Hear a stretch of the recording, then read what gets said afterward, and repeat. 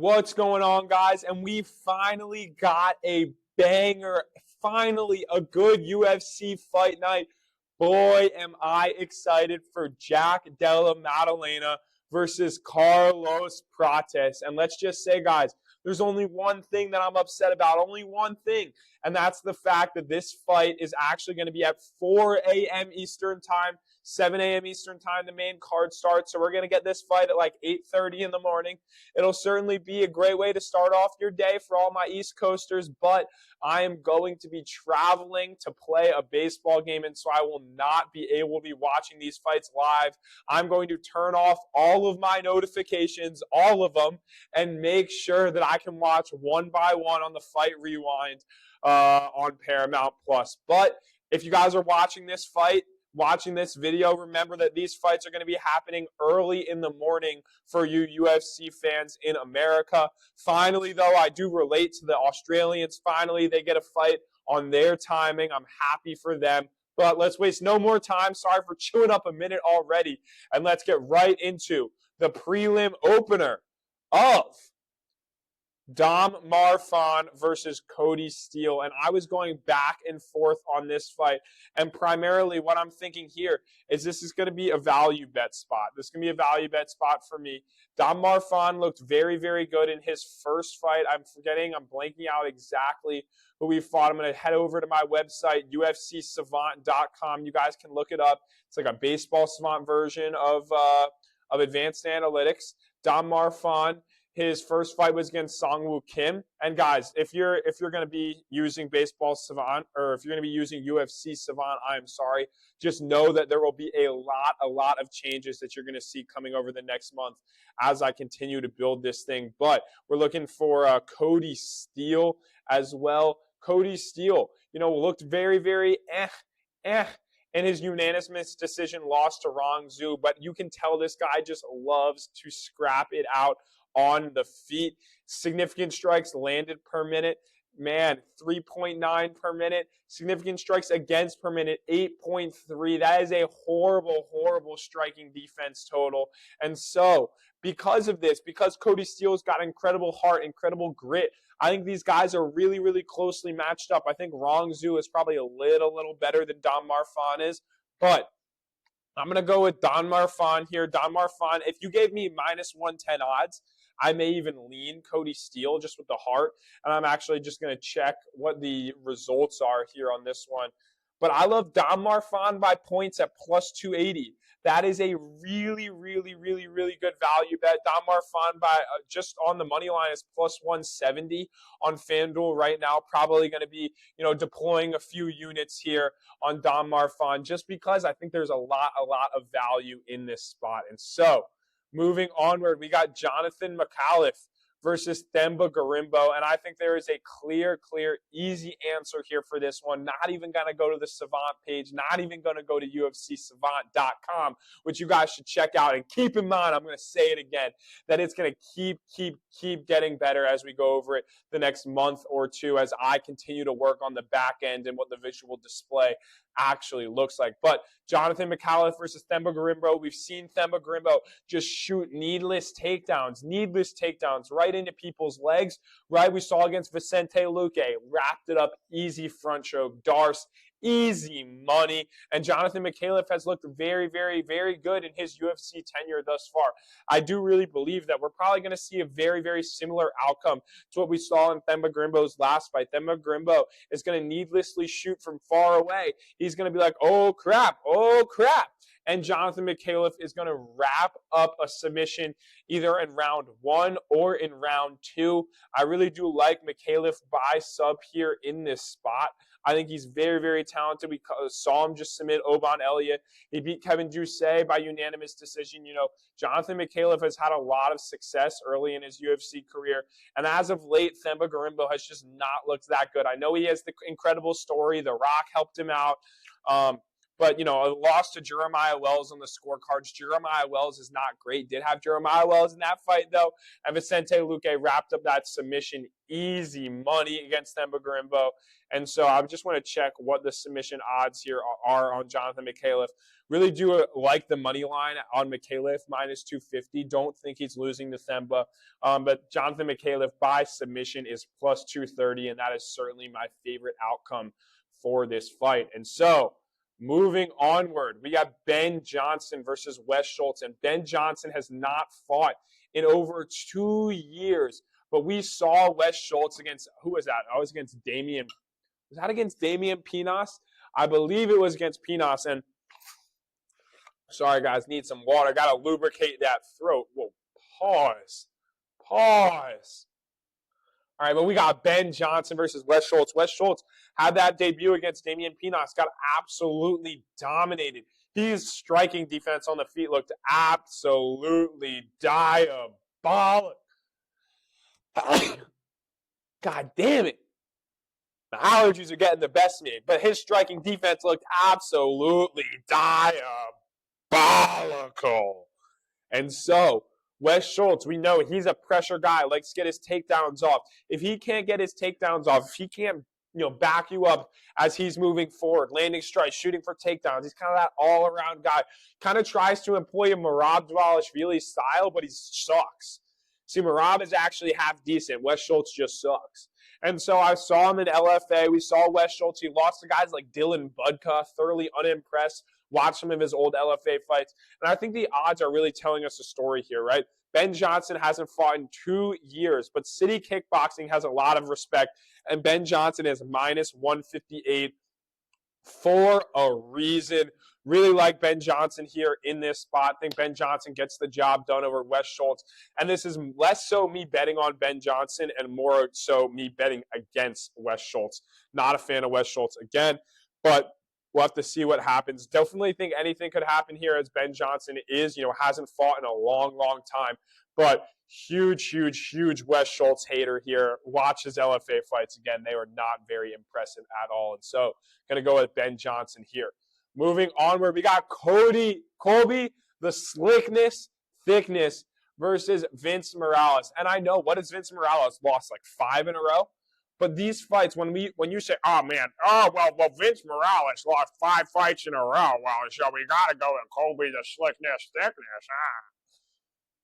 Vince Morales' losses are really not that bad. In fact, they're really not bad at all.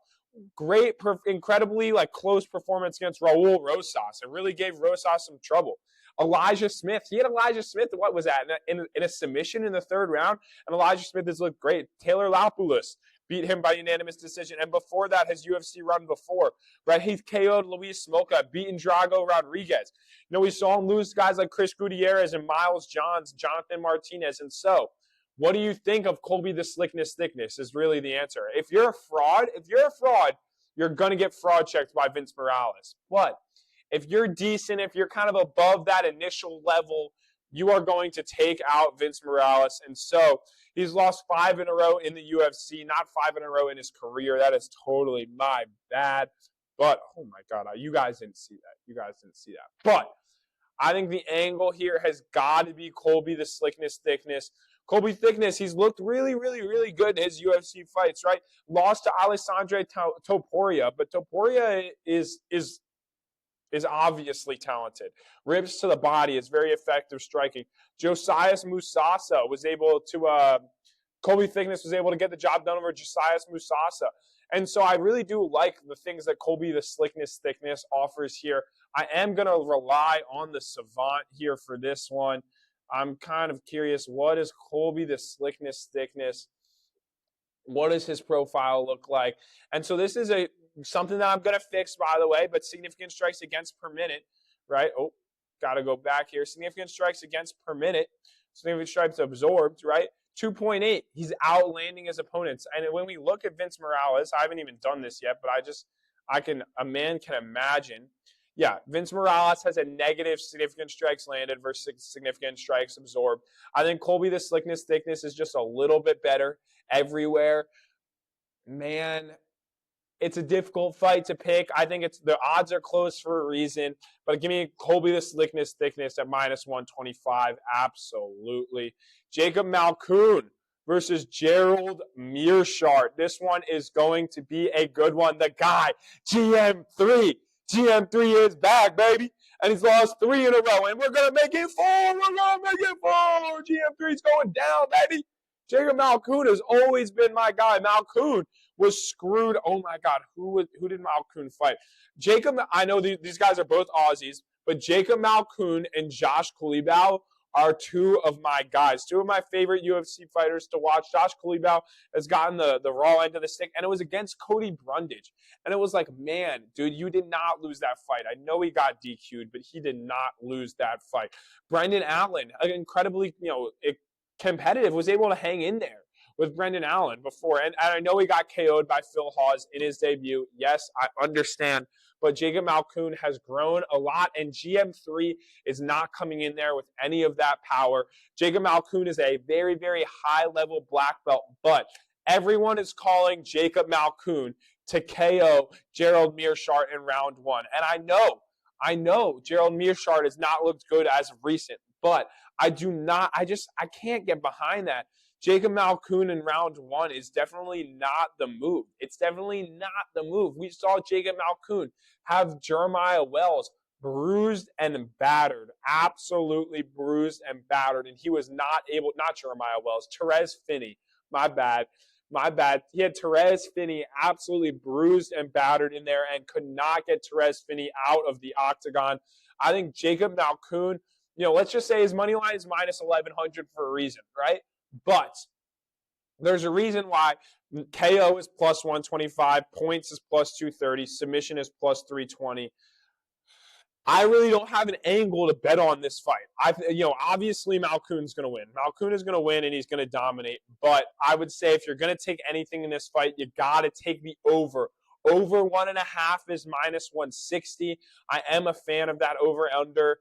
Absolutely. I think, if you're doing want to have like a safer parlay, the Jacob Malkoun, Gerald Meerschaert fight to start round 2 would be a solid leg of the parlay. If you're feeling like, man, I just have to bet on it. I just have to place a bet on an exact result. Maybe Malkoun by points is probably my favorite simply because of the value. I think the KO is most likely. I think the KO and points are about as equally likely, and so the fact that KO is plus 125 and points is plus 230, definitely going to take the points here. Totally think Malkoun is really going to dominate here in this spot. I really think to bet this fight, though, you got to take an over-under or a round prop. And so not a fan of Malkoun round 1 KO. Do not think that's going to happen.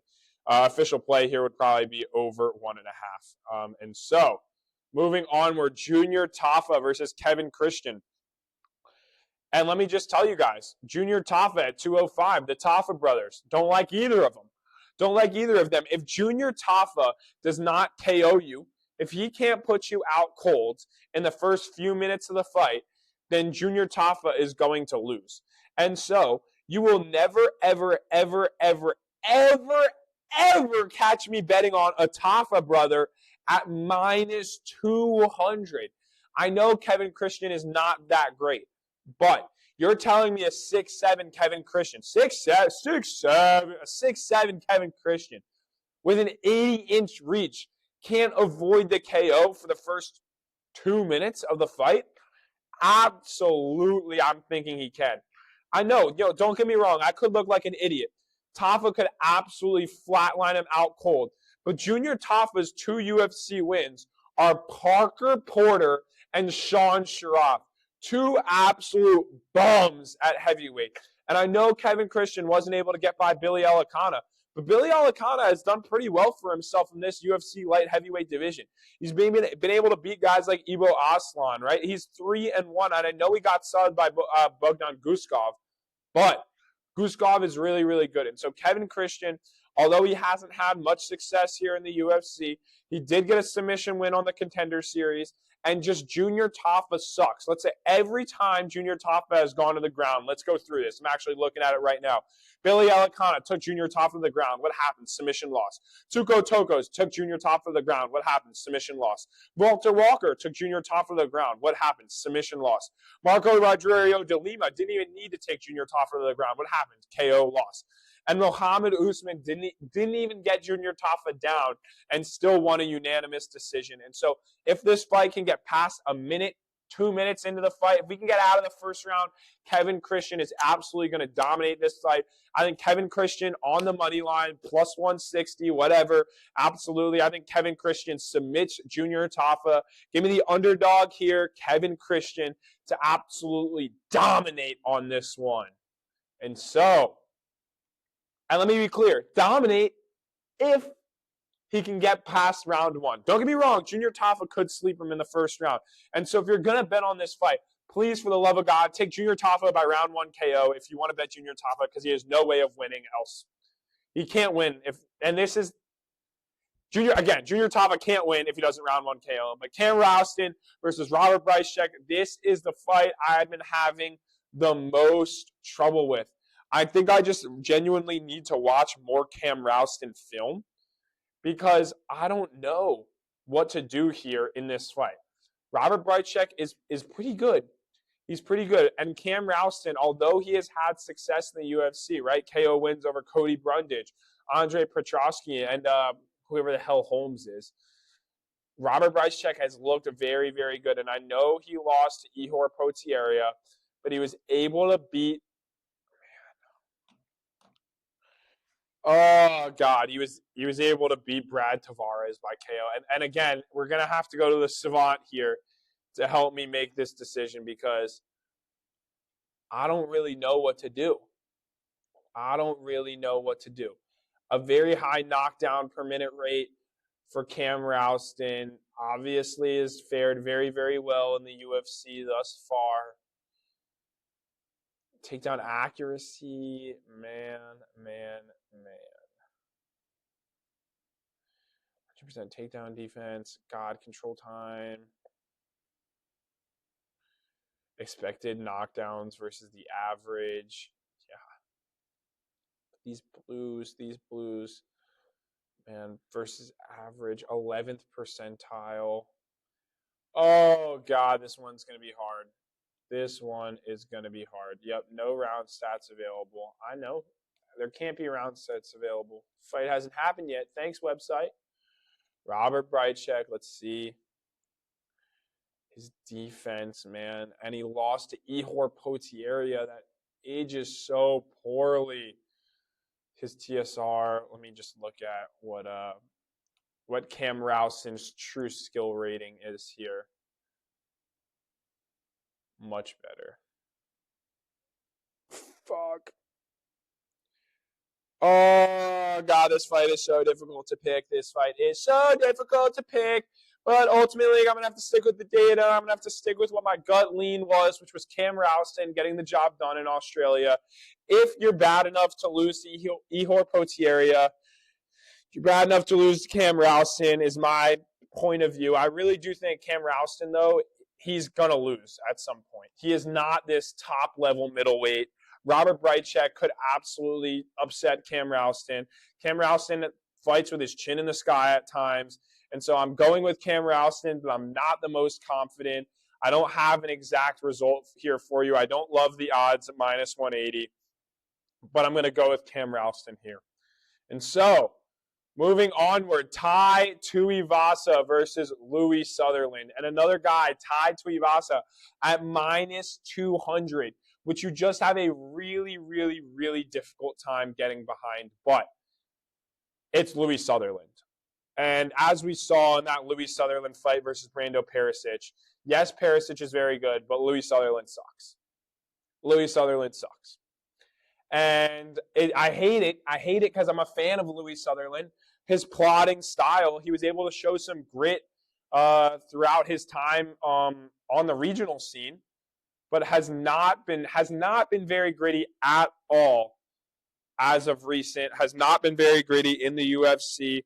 I'm messing around with different angles with sound. Let me know what you guys like here. But Tai Tuivasa is absolutely going to get the job done here versus Louie Sutherland.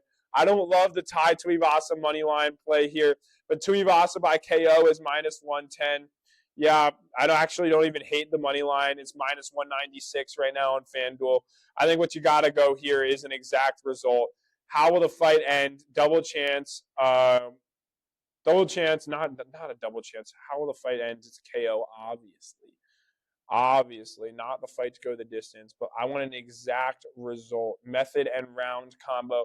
Tai Tuivasa and round 1 KO is plus 220. That's the play here. Tai Tuivasa by KO, minus 115. That's the play. Don't mind Tai Tuivasa on the money line either. I just think Louie Sutherland sucks. That's what it comes down to.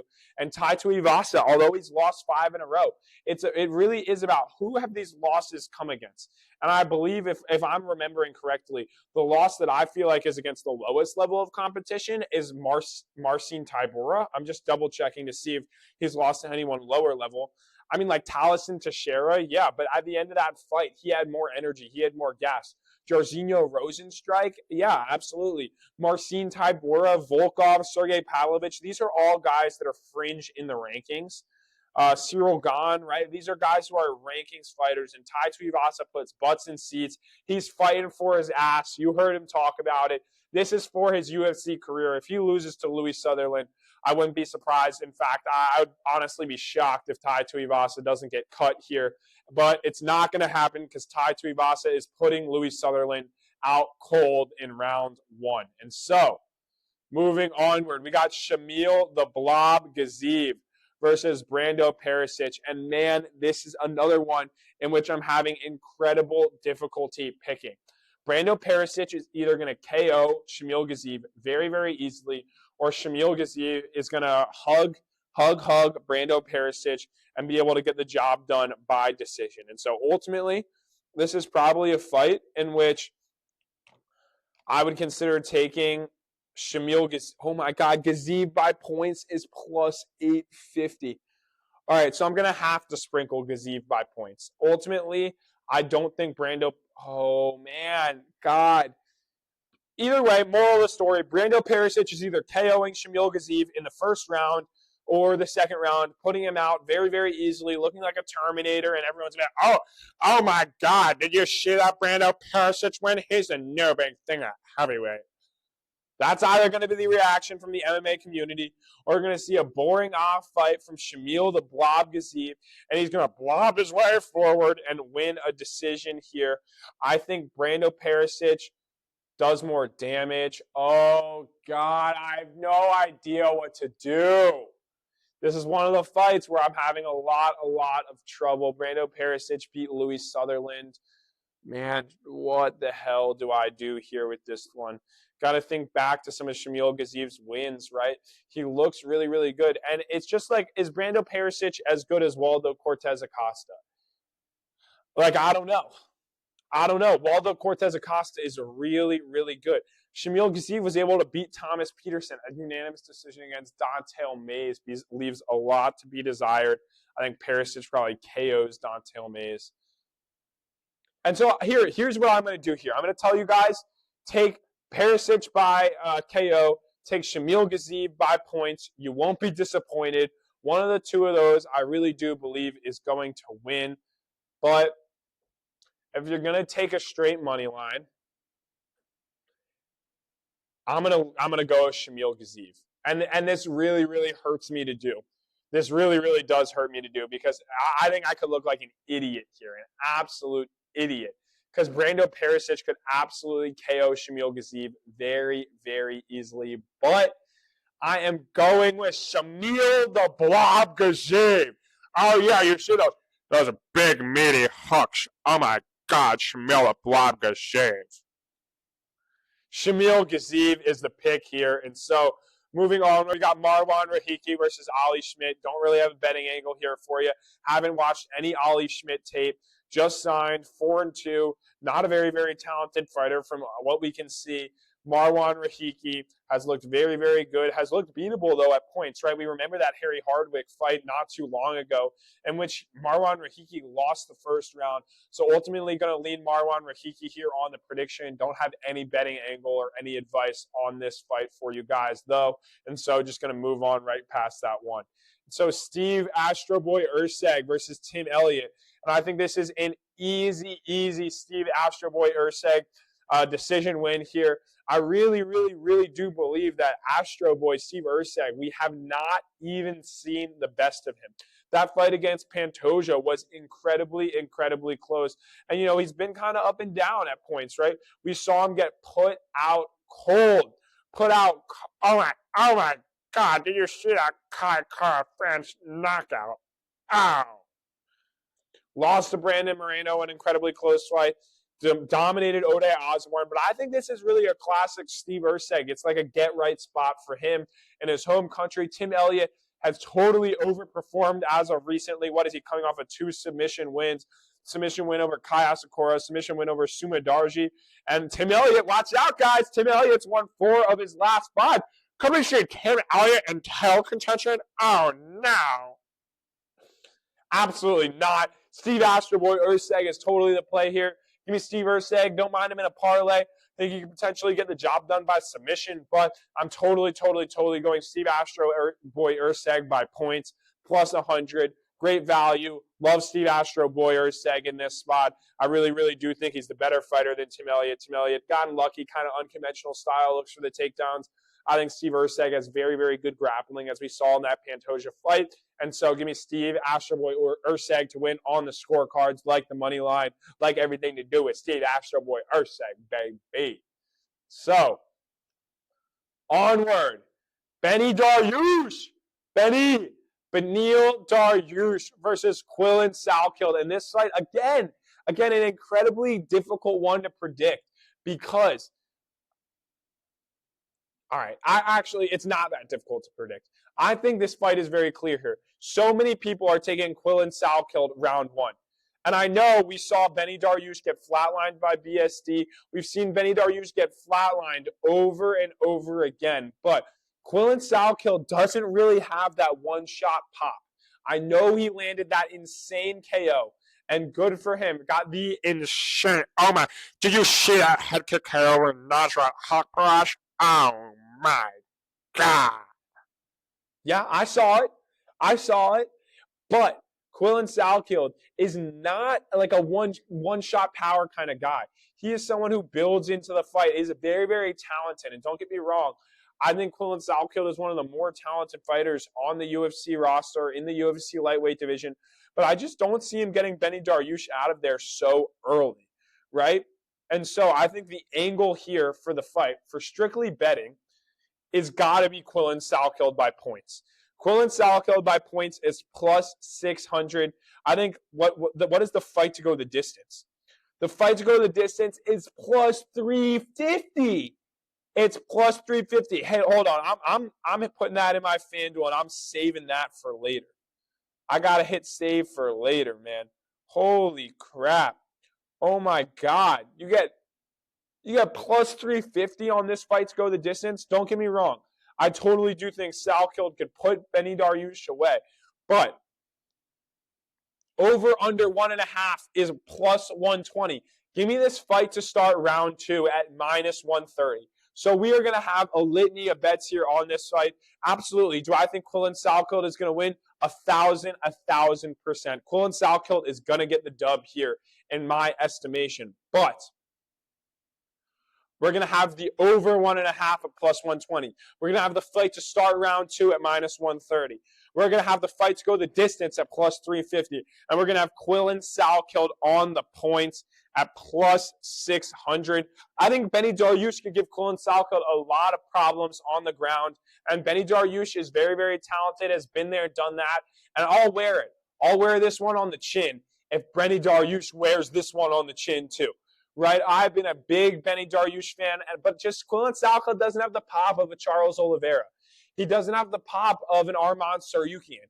He doesn't have the pop of a Benoit Saint-Denis.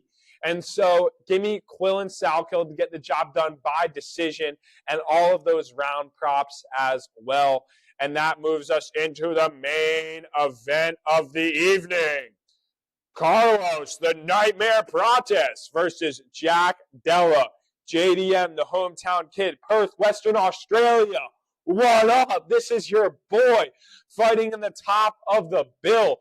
And so, I'm sorry, Perth. I'm sorry, Australia, but the striking of Carlos, the Nightmare Prates, is simply too much to handle. The power, the pop, the diversity in strikes. We've seen spinning elbows. We've seen knees to the body. We've seen incredible, incredible striking from Carlos Prates. And I know Prates lost to Ian Gary. Don't get me wrong. I know. I saw that fight.